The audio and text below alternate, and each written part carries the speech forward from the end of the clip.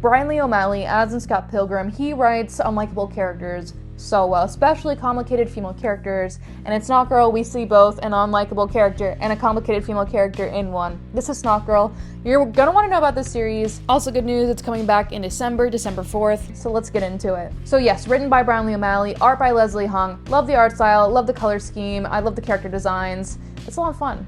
Lottie is in her 20s, she's a fashion blogger and she's obsessed with image, but she has a deep dark secret. She is full of snot. She has terrible, chronic allergies. One day she meets this cool girl. We will call her Cool Girl for the sake of the story because Lottie actually gives everybody in her life these nicknames that really reduces them down and dehumanizes them, which is another aspect that makes her a little bit unlikable in my opinion, but I also love it. I'm here for it. If I was in this universe, I think I'd probably be comic girl. I know it's pretty predictable, but I actually drew this little graphic in the style of the comic by Leslie Hung.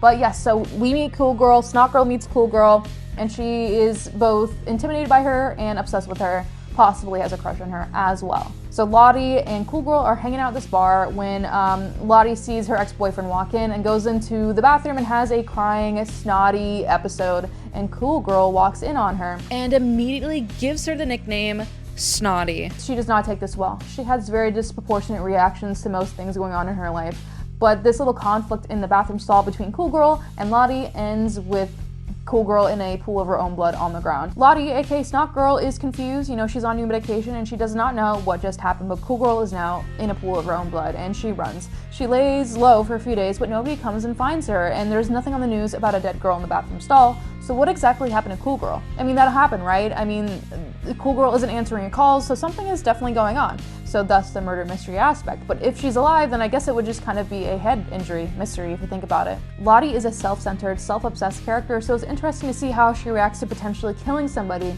all the while navigating her social media career and her complicated interpersonal relationships, like going through a breakup, having potentially a stalker, and her friend group being so incredibly fake. I really think it results in her being a very isolated person, whether she knows it or not. Though Lottie has a lot of negative traits and is pretty unlikable, she still is human and relatable. She is flawed in a way that a lot of us are, though to a more extreme state. In one page you want her to be put in her place, and the next page you are kind of rooting for her, and I think it just makes it a really interesting story. She's a really interesting, unreliable narrator, and this is just a really fun comic book. Now, I've only read the first volume, there are multiple volumes out, but I'm excited to see what happens next. Yeah, I think this is fantastic. I really want to find this variant. This is iconic. Love her green hair.